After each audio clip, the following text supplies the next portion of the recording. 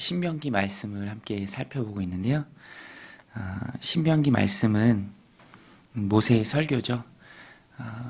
이스라엘이 출애굽하고 가나안 땅에 들어가기 전에 그들이 꼭 들어야 할 그 말씀을 시편이 신명기 말씀입니다. 모세를 통해서 이스라엘 백성에게 들려주는 말씀이죠. 특별히 신명기 말씀은 마음을 세우는 말씀입니다. 중요한 일을 앞두고 이제 어떻게 마음을 가져야 하는지 그것에 초점이 맞춰져 있습니다. 정신을 무장하는 게 중요하죠. 모든 게 다 마음가짐에서 나옵니다. 무조건 이렇게 해라 라는 그런 내용이 아니고요. 이렇고 이러니 너희가 이렇게 하는 게 합당하다. 그것이 너희가 받은 그 은혜에 합당한 너희의 삶이다. 그래서 신명기 말씀에 보면 과거에 대한 회상이 참 많이 나옵니다. 오늘 본문에도 보면 32절에 내가 있기 전 하나님이 사람을 세상에 창조하신 날부터 지금까지 지나간 날을 상고하여 보라.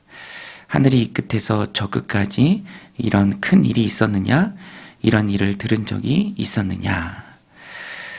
어떤 국민이 불 가운데서 말씀하신 하나님의 음성을 너처럼 듣고 생존하였느냐? 어떤 신이 와서 시험과 이적과 기사와 전쟁과 강한 손과 편팔과 크게 두려운 일로 한 민족을 다른 민족에게서 인도하여 낸 일이 있었느냐? 이는 다 너희 하나님 여호와께서 애굽에서 너희를 위하여 너희 목전에서 행하신 일이라. 돌이켜보면 너희가 지나온 그 날의 걸음이 다 하나님의 은혜고 세상 어떤 민족도 경험해보지 못한 특별한 하나님의 사랑하심 가운데 너희가 받은 축복이다. 그냥 흘러온 것처럼 생각하지 말라. 너희가 받은 그 은혜와 그 축복이 얼마나 큰가 생각해보라. 상고해보라. 세상 어느 민족이 이런 은혜와 사랑을 받았느냐. 너희가 받았다. 그것을 모세가 말합니다. 그리고 그 목적을 말하죠. 35절에 이것을 내게 나타내심은, 이런 큰 은혜를 너희가 받은 이유는 여호와는 하나님이시요 그 외에는 다른 신이 없음을 내게 알게 하려 하심이라. 내게 알게 하려 하심이라. 이런 큰 은혜, 놀라운 은혜 주신 이유가 무엇인가? 하나님 외에는 다른 신이 없음을 내게 알게 하려 하심이다.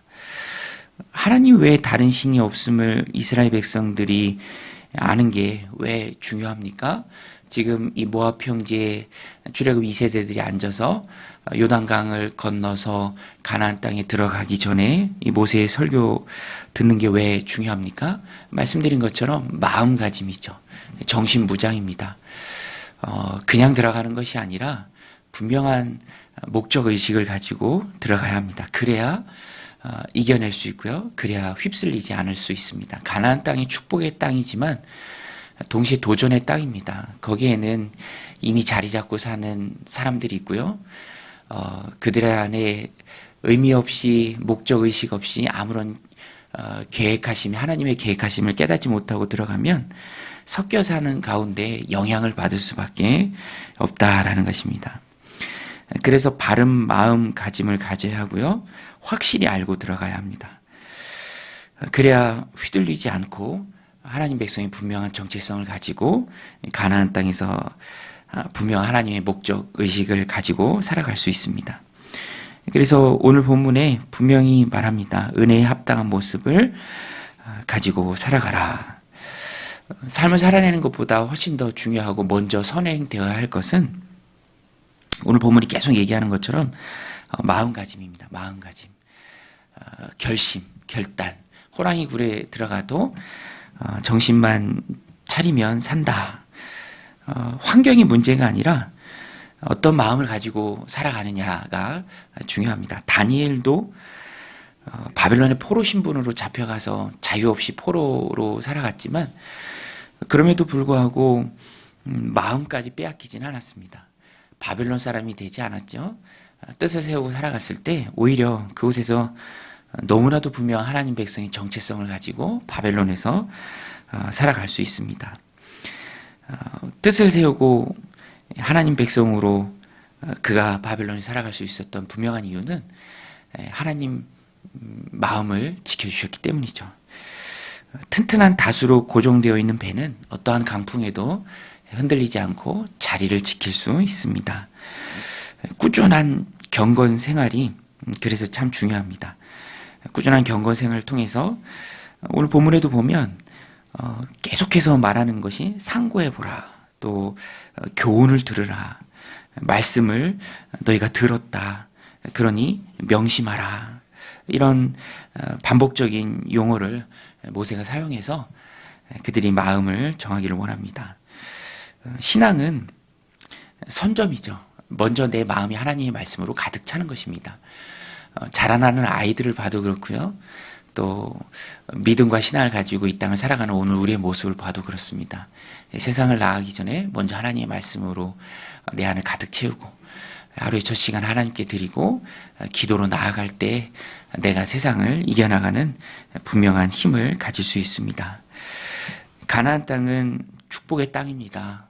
덜 부정할 수 없는 사실이죠. 그러나 동시에 도전의 땅입니다. 큰 파도가 있고요. 넉넉히 있으면 휩쓸려서 가난한 사람들과 같이 동화될 수 있는 그 위험이 있다라는 것입니다. 그래서 항상 말씀과 기도로 깨어 무장하는 것이, 정신 무장하는 것이 중요하고요. 그래서 주님의 은혜를 오늘 기도하는 이 시간에 구해야 합니다. 하나님, 오늘도 내 마음을 지켜주옵소서. 내가 세상에 휩쓸리지 않게 하여 주옵소서.